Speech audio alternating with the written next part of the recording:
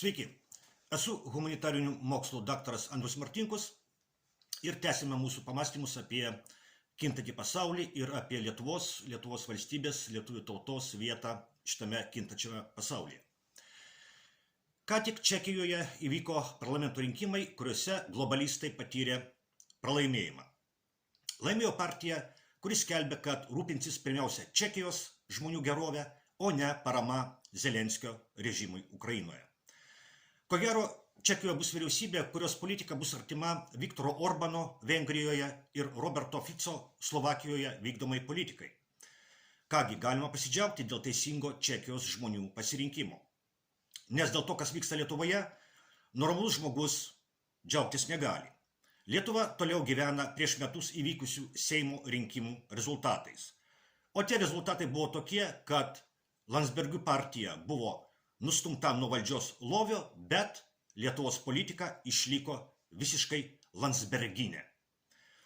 Nes Lietuvos socialdemokratai ir Tėvynės sąjunga, liaudiškai sakant konservatoriai, yra visiškai globalistinės partijos. Tai du Lietuvos globalistų veidai, kurie valdo, o iš tikrųjų naikina Lietuvą pastarosius 35 metus nuo pat 1990 metų kovo 11-osios. Tai aiškiai parodo naujosios ministrės pirmininkės Ingos Ruginienės vyriausybės veiklos pradžia. Kaip ir prieš tai buvusioje Palucko vyriausybėje, Ruginienės vyriausybėje užsienio reikalų ministerijai vadovauja visiškas landsbergistas Budrys, o krašto apsaugos ministerijai visiška landsbergistė Šakalienė. Jau po kelių dienų landsberginių kultūrininkų spaudimo Ruginienė atsisakė Nemuno aušros deleguoto kultūros ministro, bet svarbiausias dalykas, kuris parodo, kad Ruginienės vyriausybės politika, kaip ir Palucko vyriausybės politika, bus iš esmės landsberginė, yra tai, kokią valstybę Ruginienė pasirinko savo pirmajam užsienio vizitui. Taip, žinoma, tai Ukraina, kasgi dar. Ir čia kila klausimas, ar landsbergistai taip stipriai laiko Ruginienę paėmę už tam tikros vietos ir jie tiesiog negali pasielgti kitaip. O gal gali, bet nenori, nes jos pačios mąstymas yra persmelktas globalizmo, kuris Lietuvoje vadinamas landsbergizmu. Bet kokiu atveju rezultatas yra tas pats – globalistinė, landsbergistinė politika. Ir čia kila dar vienas filosofinis klausimas.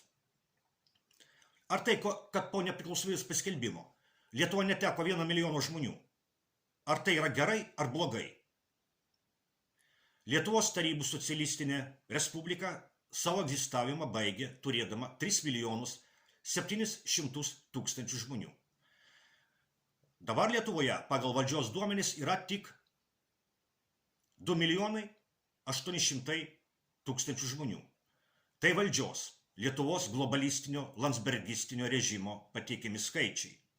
Bet daug kas netiki šiais skaičiais. Daug kas sako, kad Lietuvoje liko daug mažiau žmonių. Tai atspindi beje ir jūsų komentarai. Taigi, esant neoliberaliam globalistiniam Lietuvos režimui, Lietuva sparčiai demografiškai nyksta. Lietuviai yra viena sparčiausiai nykstančių tautų pasaulyje tarp tų tautų, kurios turi savo valstybės. Jeigu lietuviai neturėtų savo valstybės ir nyktų, tai būtų liūdna, bet suprantama. Indėnai Jungtinėse Amerikos valstijose neturi savo valstybės, jie gyvena rezervacijose ir nyksta po truputį. Bet lietuviai turi savo valstybę. Šita valstybė vadinasi Lietuva. Ir toje valstybėje lietuvių tauta pastaruosius 35 metus nyksta. Dar kartą paklauskime, gerai tai ar blogai? Į šitą klausimą galima atsakyti dvejopai. Atsakymas priklauso nuo vertybių, kuriomis mes vadovaujamės. Yra žmonių, kurie sako, kad tai, kad Lietuva nyksta, yra gerai. Arba bent jau nieko tokio, nieko baisaus, dėl ko reikėtų nerimauti ar liūdėti. Vienas ryškiausių tokio požiūrio pavyzdžių yra aršios landsbergistės Nijolės Oželytės, beje, kovo 11 akto signatarės. Teiginys, kad po 100 metų Lietuva išnyks ir tai bus gerai. Šitam požiūriui atstovauja visi tie, kurie pritarė Lietuvos globalistinio, landsbergistinio režimo propagandai, kad pastarųjų 35 metų Lietuvos istorija yra sėkmės istorija. Apie kokią čia sėkmę? Apie kieno sėkmę čia kalbama? Akivaizdu, kad ne apie lietuvių tautos sėkmę. Nes išnykti iš istorijos tai nėra jokia sėkmė.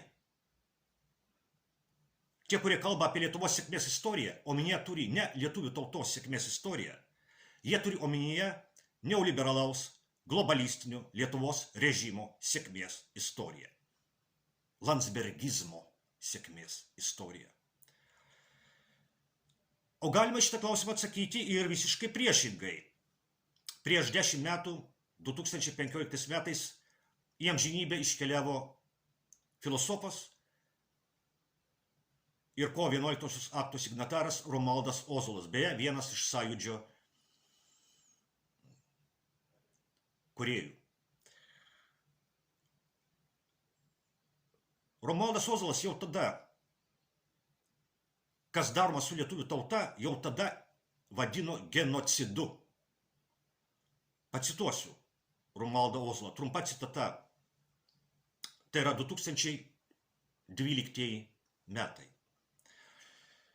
Taigi cituoju, jei iš tiesų pradėtume kalbėti apie tai, kas šiandien vyksta, turėtume kalbėti apie modernėją okupaciją, etnocidą, galbūt net aksominį genocidą. Citatos pabaiga. Ozolas taip sakė dar tada, kai Lietuvoje gyveno 3 200 000 žmonių.